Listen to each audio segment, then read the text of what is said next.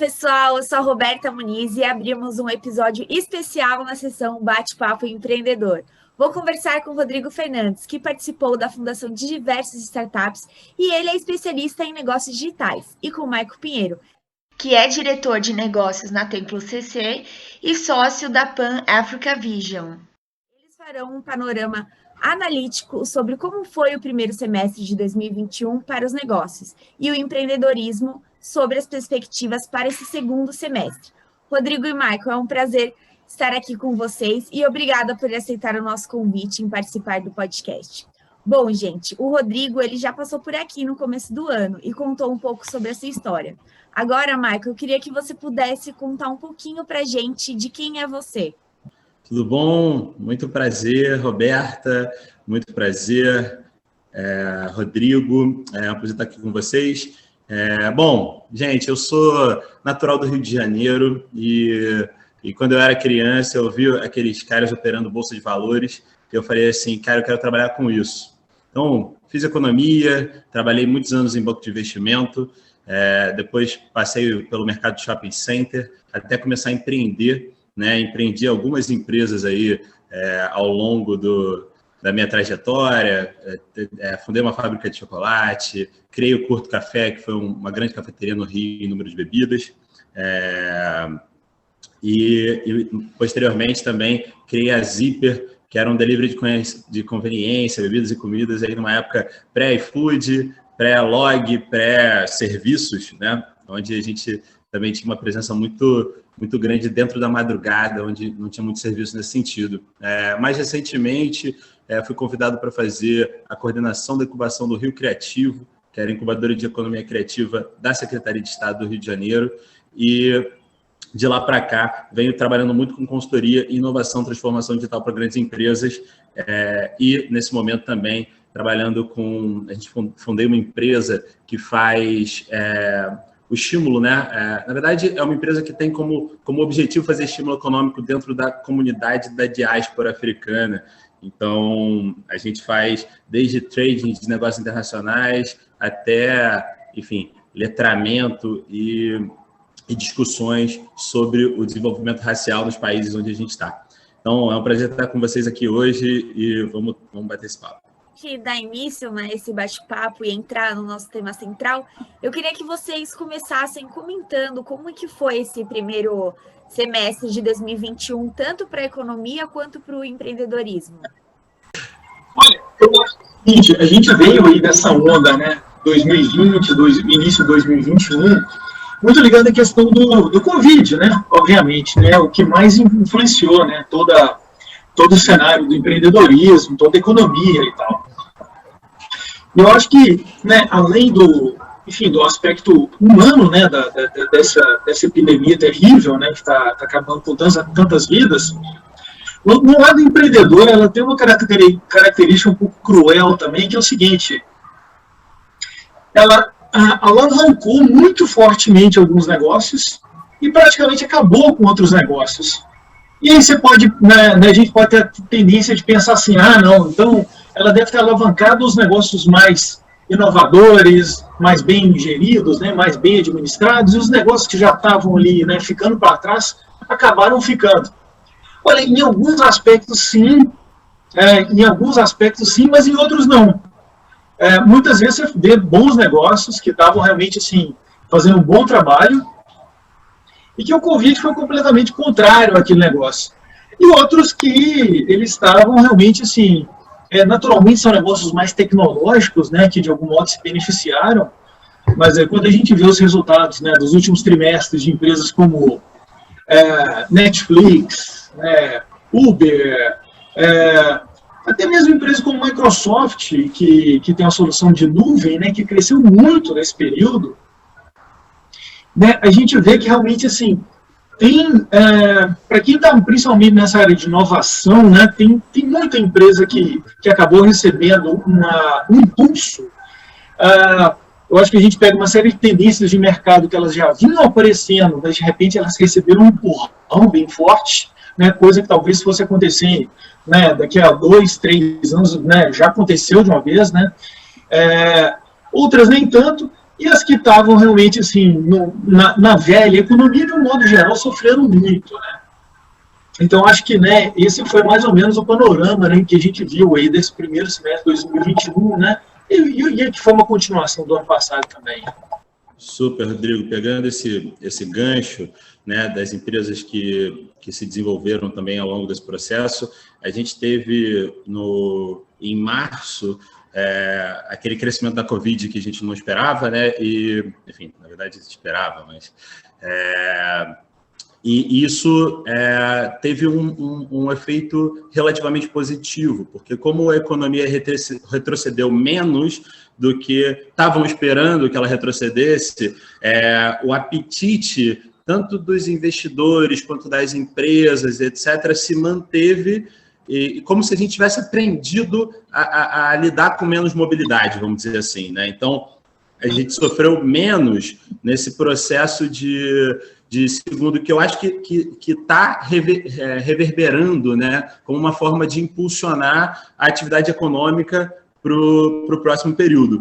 Por outro lado, vejo aí um outro ponto de problemas de inflação e luz elétrica, né, de macroeconomia, que a gente às vezes pensa, pô, isso não afeta, mas no ambiente de negócios acaba afetando de uma forma ou de outra, né? Então, eu acho que também esses pontos de atenção dentro do ambiente de negócio. E agora a gente muito se ouve falar, né, que o Ibovespa está melhorando, a economia do Brasil, mundo afora, parece que está retomando o seu eixo. Vocês concordam com isso? Roberta, eu diria o seguinte, eu acho que a economia, com certeza, ela está se recuperando. Eu acho que a gente pode ser bastante otimista, né, tendo como base, né, o que a gente viveu, né, no início desse ano passado, entender a economia real mesmo, a gente pode ser bastante otimista. Agora, em termos de Bovespa, olha, eu diria o seguinte, a princípio sim, mas entra tanta variável nesse caso, né? A gente pega aí, né, os Estados Unidos, que, poxa, muita gente vem falando que a bolsa de lá já pode estar numa bolha, né, que está quebrando recorde todo dia, e que um belo disso ele pode virar e despencar essa bolsa, né, porque talvez não seja sustentável. E eu não sou nenhum especialista nessa área, mas assim, quando a gente vê realmente um momento, né, em que o mundo está numa situação toda complicada, doença, né, crise econômica, e a gente vê a bolsa quebrando recordes, a gente fala, poxa, tem alguma coisa na engrenagem econômica que está meio estranha, né? Eu acho que provavelmente essa coisa de incentivos, né, de emprestar muito dinheiro, etc. e tal. E essas coisas uma hora acabam, né? Então, Roberto, eu diria que sim, o empreendedor, para quem está realmente na vida real, não sei se o Michael vai concordar comigo aí, quem está correndo atrás, sim, eu acho que a gente pode ser bem otimista. Em termos de bolsa, aí já são não é muita coisa que pode acontecer, talvez nem seja o momento para se arriscar tanto assim, talvez um otimismo moderado, eu diria. Concordo, Rodrigo, concordo. Né, a gente tem alguns números, inclusive, que subsidiam isso, né? A gente está falando de um Brasil que investiu 5,2 bilhões em startups ao longo do primeiro semestre de 2021, né? Então, isso mostra o apetite desses investidores a investir em empresas brasileiras que estão buscando inovação, né? E eu acho que isso tem um grande recorte, mas quando você vai também setor a setor, a gente vê um setor de serviços completamente abalado, desestruturado, né? Entretenimento não voltou ainda, a gente vê toda a indústria alimentícia, a indústria de serviços se reestruturando, pensando, né? Então, eu vejo esse próximo semestre como um semestre de acomodação, com muito otimismo, né? Sem sombra de dúvida, porque as pessoas vão poder desempenhar suas atividades nas suas plenitudes e ao mesmo tempo que eu percebo, né, quando um apetite igual a esse você falou da Bolsa, né, eu percebo os investidores buscando cada vez mais novas soluções, saindo dos veículos antigos. E isso pode ser uma grande oportunidade, mas também um grande desafio, né, porque a gente também não trabalha nossos empreendedores para entender como captar recursos e se virar nesse ambiente de venture capital, de startups e tudo mais. É verdade, é verdade. Eu tenho a impressão, Michael, que assim, se a gente pegar, assim, uma impressão muito grosseira, tá? Pegar os 5 últimos anos do Brasil, talvez o investimento em venture capital seja o equivalente a todo o restante da história do Brasil. Com certeza. Eu comecei a empreender no início dos anos 2000. Naquela época, quando a gente ouvia falar de alguma empresa que tinha recebido investimento de ali 1, 2, 3 milhões, cara, era notícia do ano. Agora a gente vê notícia de dezenas, centenas de milhões toda semana. Então, realmente, assim, né, nesse aspecto, a gente está num momento muito bom no Brasil, né, um momento muito especial até. Exatamente, super. E também a gente sabe que a parte da vacinação, ela influencia, né, na parte de investimento, economia, empreendedorismo, até porque de como somos vistos, né, pelo mundo. E aí, dentro disso, os governantes falam que até o final do ano a população vai estar praticamente vacinada. Com isso, vocês acreditam que trabalhando remotamente, houve algum tipo de economia dentro desses recursos? Financeiro, material, e teve um remanejamento dessa verba, né, que era para o físico e que foi aplicada em outras áreas, quando a gente pensa em empresas? Olha, eu acho que sim, né? A gente vê algumas empresas, né, chamar de grandes economias, mas a gente está entrando num momento aí que, eu não sei, talvez o mercado esteja buscando um ponto de equilíbrio, né? Porque, né, nos dois aspectos, né? No primeiro é o seguinte, a gente vê que o trabalho remoto tem uma série de vantagens, mas também tem desvantagens. Então tem algumas boas empresas que falam, olha, assim que possível, a gente vai voltar a trabalhar, né, presencialmente, as pessoas tomando café juntas, né, tendo contato. Né, muita gente está sentindo muito, né, essa falta. Por outro lado, o remoto ele veio para ficar em algum aspecto, em alguma medida, né? Aí junta isso a questão do Covid, que a gente vê, poxa, as coisas estão melhorando, a vacinação está aí, mas até que ponto realmente vai dar para a gente falar assim, olha, eu tenho um andar aqui com 150 pessoas trabalhando nesse andar. Será que a situação do Covid vai ficar tão tranquila a ponto também da gente poder colocar, né, muita gente no mesmo ambiente e trabalhar com tranquilidade? Então, acho que a gente realmente vai acabar procurando, né, um formato novo, né? Um formato que a gente ainda não sabe bem qual é, que certamente vai gerar algumas economias, mas que talvez não fique tão no extremo, né, como a gente está hoje, né? Acaba chegando a um ponto aí que seja bom em termos de economia, de contato pessoal, de criatividade, né? É difícil ser criativo ter uma reunião pelo Zoom o dia inteiro, né? E aí acho que deve ser algo por aí, né, que a gente vai ver. É verdade. Eu tenho a sensação de que assim, essa economia do ponto de vista do coisa, ela não vai existir no longo prazo. Concordo com o Rodrigo quando ele fala sobre isso. Eu acho que assim, o mercado de real estate, né, de empresas imobiliárias comerciais, de prédios comerciais, ele está profundamente atravessado.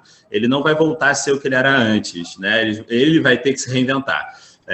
Mas e as empresas, e aí eu sou meio catastrófico dentro dessa previsão, é que vai ser um momento de grande sofrimento, porque ninguém sabe muito bem o que fazer, ninguém sabe muito bem como coordenar, né, essa volta do trabalho híbrido com esse trabalho híbrido, como é que ele é, né, como é que, né, a gente pensa muito lá no Templo enquanto futuro do trabalho, o trabalho vai virar um terceiro espaço. A gente tem que esquecer ele como escritório, como ele é hoje, esquecer a casa como escritório que ela está hoje e pensar em como esses ambientes têm suas características que são diferentes do que a gente está acostumado. Então, parece meio utópico falar uma coisa, mas é que a gente, sim, vai precisar construir isso ao longo dessa retomada para que a gente entenda quais são as melhores práticas. E, sim, algumas empresas voltam para os seus formatos originais e vão esperar essas pioneiras, vamos dizer assim, a encontrar um modelo novo e bom. E aí todo mundo vem atrás. Então, eu acho que é um desafio muito mais para as grandes empresas, eu acho que para as pequenas empresas que nasceram na pandemia. elas já estão muito mais adaptadas dentro desse processo e vão ter um ganho quando elas voltarem a se encontrar enquanto pessoas, né, enquanto marcar os encontros, um ganho relacional que elas não vivenciaram, mas que as grandes empresas vão passar aí por ainda um ou 2 semestres de entendimento de como é que vai ser isso, entendeu? Ainda vive, né? Mas a gente está tentando retomar a vida ao normal, né? Mas quando a gente pensa nesse longo período que tivemos, né, recolhidos, se a gente pudesse falar, quais foram os pontos positivos e negativos, né? Da gente pensar nessa experiência que a gente viveu. E como também vocês avaliam esse desenvolvimento das atividades que foram desempenhadas pelas empresas e startups? Pontos positivos é que a gente acabou descobrindo que muita coisa pode ser feita online. Muita coisa, sabe? Que dá mesmo. Eu não estou dizendo que é o ideal que se faça online, mas a gente foi obrigado a ter uma experiência e falar, olha, às vezes é meio chato, às vezes é meio cansativo, mas, olha, dá para fazer. Então, acho que essa janela de possibilidades nossa, ela se ampliou formidavelmente, né? Para amanhã, né, alguém falar assim, vamos fazer isso online? Porra, ok, vamos fazer online, normal. A gente passou, né, anos aí fazendo tudo online. Então, assim, é como se fosse realmente um empurrão para o digital, né? O que aconteceu nesse tempo. Agora a gente vai ter oportunidade para falar, olha, que dá. Agora, o que convém, né, ficar tão no digital assim, né? Em que ponto que a gente vai parar, né, dessa curva? Eu acho que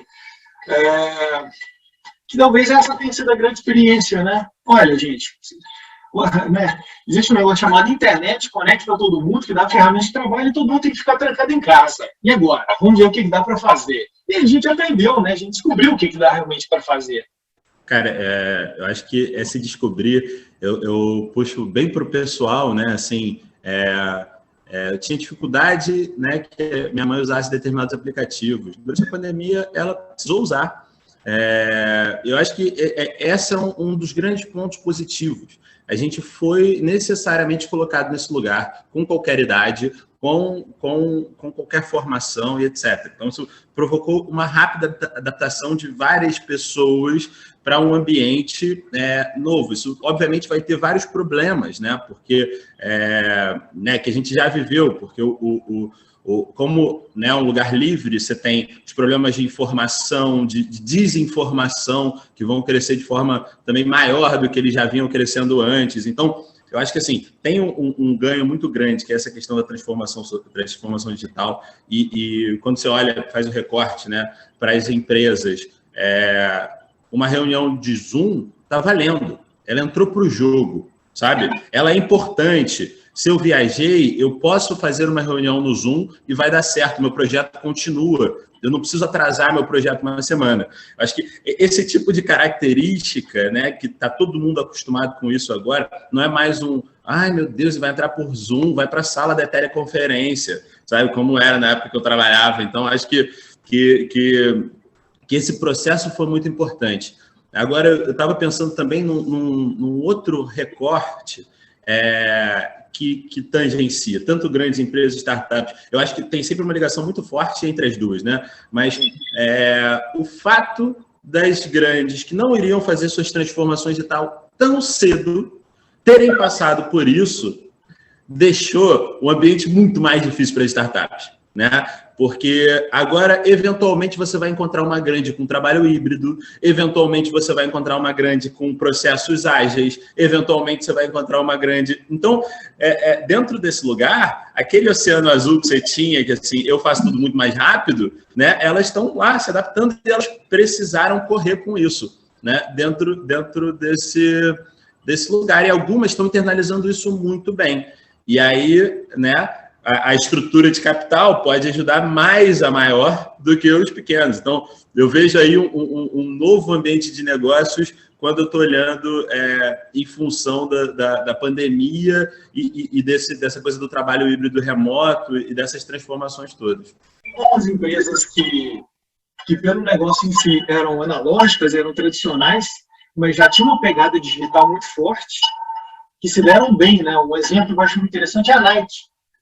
Pô, não é digital, é tênis, né? Mas eles têm toda a coisa do relógio, não sei o quê, da internet, que eles vinham trabalhando muito bem, e chegaram nesse momento também, deram aquela acelerada. Então, mais uma vez, né? Como você bem disse, às vezes, se você consegue ter, né, o recurso material, a estrutura de capital da grande e a mentalidade da pequena, né, você realmente voa, né? Imagina, não surgiu uma startup Nike, é a própria Nike, né, que tomou esse espaço. Exatamente, com todas as características que já tinha de marca, mas mostrando uma visão muito mais jovem, muito mais que você fala assim, pô, até parece uma startup, sabe assim, né, dadas as tomadas de decisão. As startups, elas se destacaram tanto porque elas têm essa pegada de se atualizar, de se modernizar mais rápido, né, do que as grandes empresas. E eu acho que por isso também elas ganharam destaque.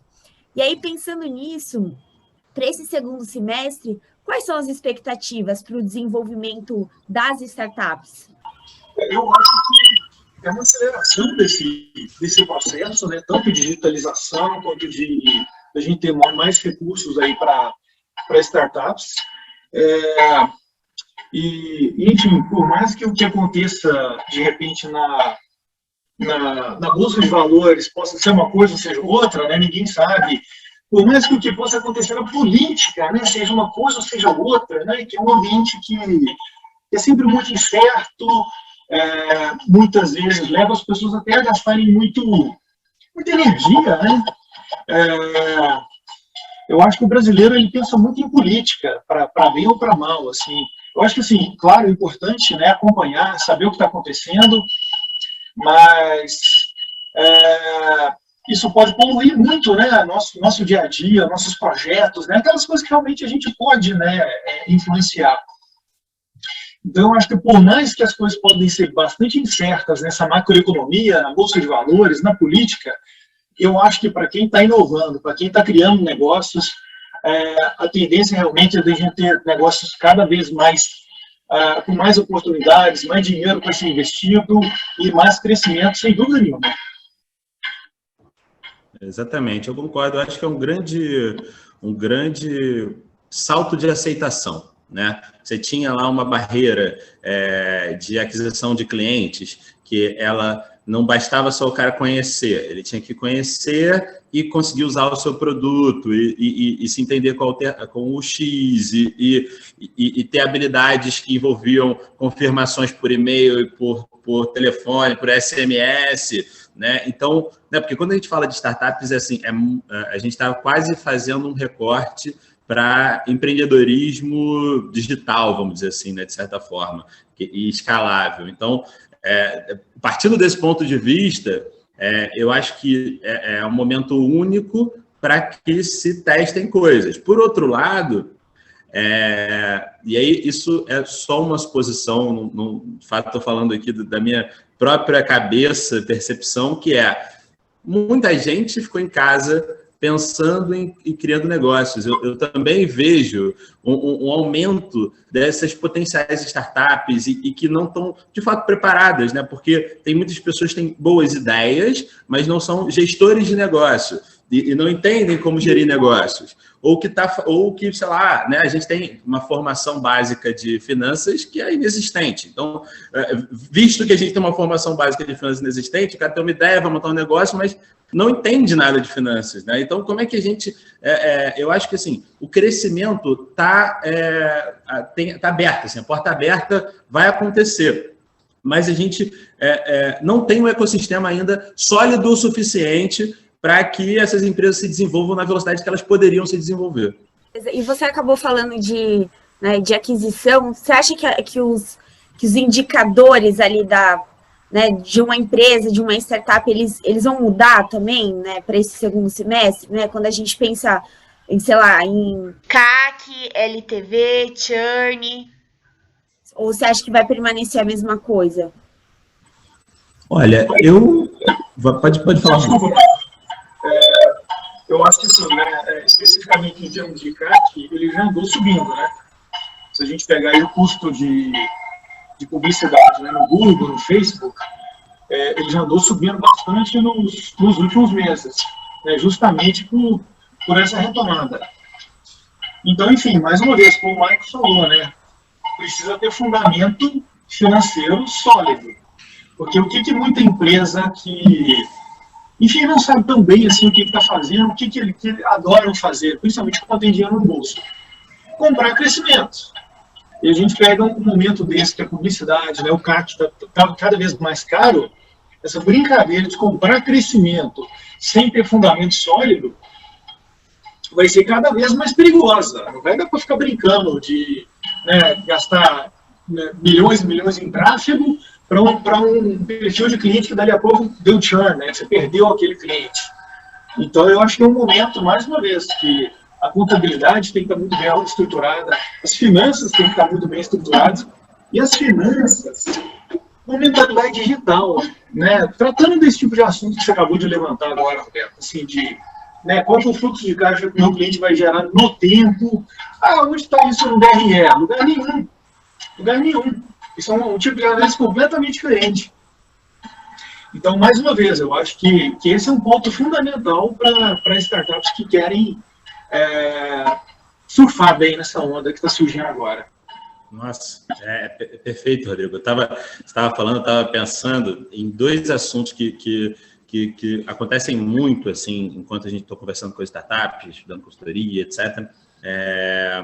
Um deles é o primeiro que a gente, né, tem como ser humano, a gente tende a pegar uma verdade, internalizar e achar que ela funciona, né?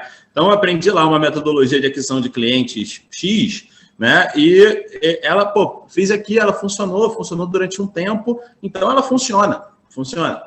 E o que a gente está percebendo com essas mudanças de cenário é que talvez não esteja funcionando mais. Você está analisando os indicadores, você está com a cabeça, e aí que começam, eu acho que os skills que a gente vai precisar correr atrás, né? A gente está com a cabeça voltada para os dados, a gente está entendendo como usar isso, né? Excel morreu. Agora a gente está falando de Google Data Studio, a gente está falando de, né, dos analytics da vida. Então, são essas as características que, quando eu vejo que a coisa assim, pode ser um grande desafio para os empreendedores nesse momento. Vejo e eu acho que quando a gente fala tanto de contabilidade, análise financeira, etc., tudo isso tem que andar junto, mas dando suporte à tomada de decisão, que não é mais olhar, ver se a contabilidade está bem, como é que eu pego todas essas informações e isso me ajuda a tomar a melhor decisão de negócio para que meu negócio cresça, sabe? Então, acho que essa é um ponto, enfim, importantíssimo desse momento, vamos dizer assim. Sem dúvida. A gente também tem que pensar, né, em como medir da melhor forma a NPS, manter o cliente ali, fidelizar, porque a gente vê que conforme a gente passou o tempo em casa, a gente comprou muita coisa, adquiriu muita coisa, né? Mas eu acho que você fidelizar ali o cliente, eu acho que talvez para esse segundo semestre, com certeza vai ser um desafio. Talvez a gente esteja entrando num momento que, entre essas várias dimensões que a gente precisa analisar, talvez a retenção, a fidelidade, talvez seja uma dessas métricas mais importantes. Entre várias, né, que a gente tem que pensar, porque realmente, né, se o cliente ele fica com você, né, 1, 2 ou 3 anos, né, você está falando de uma receita gerada, né, de X, 2X ou 3X, né?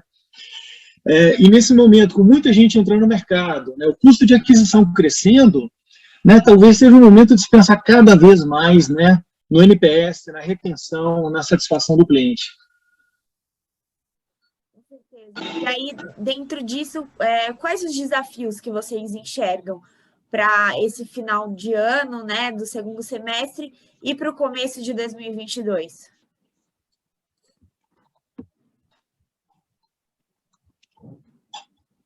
Quer começar, Michael?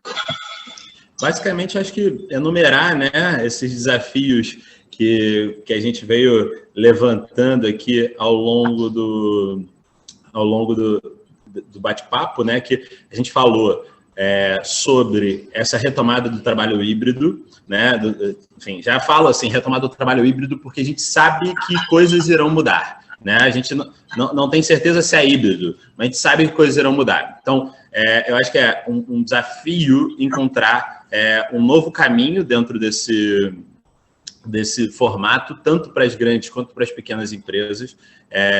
Eu acho que um outro desafio é a internalização dessa transformação digital. Não está no digital e vivendo o analógico na cabeça, né? Então, você, né, de fato, funcionar de uma forma ágil, de fato, ter, né, dentro dos seus processos, tudo isso que aconteceu no último ano, você conseguir internalizar e aproveitar o melhor dessa tecnologia. Eu acho que a gente vai entrar num ambiente de eleição que é sempre inseguro, que sempre retrai os investidores e retrai o consumo. Isso é sempre um desafio, né? Então, acho que isso também é relevante. E da característica de desafios, os negócios que, né, operaram em prejuízo, operaram em déficit ao longo desse período, eles não vão precisar só gerar lucro, né? Eles vão precisar gerar lucro e se recapitalizar. Então, acho que também tem um desafio aí de parte do mercado de como é que isso vai acontecer, né, ao longo desse processo. Então, para mim, acho que foram esses os desafios que os empreendedores vão ter aí nos próximos tempos. Complementando aí o que o Michael disse, é que numa empresa digital, né, como o nome diz, né, tudo é informação, né? Tudo é informação, né? A informação flui. Então, por exemplo, antigamente você tinha um departamento ali de marketing fazendo o marketing e sabe-se lá, né, qual era o resultado daquilo. Era uma coisa quase ofensiva perguntar para o pessoal de marketing, né, qual era o resultado, né, financeiro daquele negócio, de clientes que estavam sendo trazidos para a base. Você tinha o pessoal de vendas ali, esperando que o marketing desse uma ajuda para poder eles conseguirem fechar uma venda. O pessoal de produção também, tentando produzir ali o tanto que parecia que seria adequado, né? E hoje, a gente está entrando no mundo que, assim, o marketing tem que ser altamente financeiro, né? Não faz sentido você entender um investimento em marketing sem entender o retorno daquele investimento, né, que ele vai ter. O financeiro, de certa forma, ele também tem que falar a linguagem do marketing. Porque, como a gente comentou, né, olha, se você tem retenção, você tem NPS, o cliente vai ficar mais tempo, ele vai gerar mais recursos e passa pelo financeiro, né? Um indicador que muitas vezes está ali no financeiro. Poxa, mas muitas vezes o NPS está lá no Customer Success. Mas que ele vai gerar uma retenção maior, que vai gerar um faturamento maior. Então, as áreas têm que se entender muito bem, né? Se conversar muito bem, porque a empresa agora é digital, né? A informação está lá para todo mundo, né? Já não é aquela coisa assim de, cada um tem sua área, bate um papo no cafezinho, tal, mas cada um tem sua área e pronto.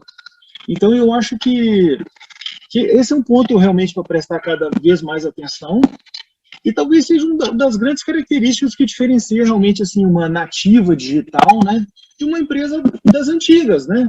Se você vai ali no supermercado da esquina, tradicionalzão, você pode passar ali indo lá 30 anos todo dia fazendo compra que não vai saber que você existe.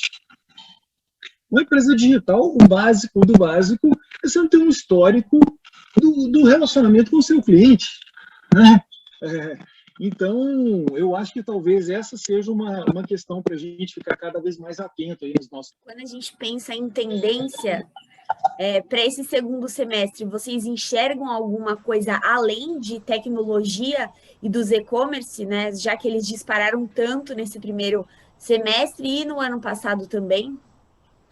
Além do varejo, né, dos e-commerce e tal, eu vejo as fintechs, enfim, né, vindo aí dando lavada, seguido de health techs, né, empresas de saúde, né? A gente já teve aí o advento de várias delas começando a operar coisas na pandemia, consultas online sendo permitidas e sendo feitas pelas pessoas. Eu acho que o segmento de health tech vai ser um negócio, né, que vem para ficar, e quando isso começar também a se conectar com as tecnologias de blockchain, né, você poder ter um sistema integrado em nuvem com todas as suas informações médicas que você não precisa se preocupar, ele vai com você para o médico que você for junto, isso é um negócio incrível. Bom, mas acho que health tech, bancos, finanças, e vejo também dentro da área de serviços, assim,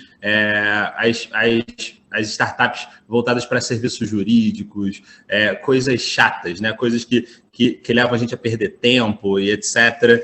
Eu acredito também que tenham um grande crescimento, meus palpites. Eu gosto muito desse finalzinho do comentário do Michael, da parte das coisas chatas. Estou passando por um momento interessante agora de reestruturar a minha vida, né, por volta para o Brasil. Então, eu abri minha conta no banco digital. Por quê? Porque é legal, porque é moderno? Não, porque eu abri em 10 minutos pela internet. Eu não queria sair de casa, assinar 30 folhas, levar xerox de 20 documentos para abrir uma conta. Não é a questão, né, da fricção, né, do chato que o Michael falou. Eu fui alugar um imóvel. Aluguei por uma imobiliária digital, porque é a mesma coisa.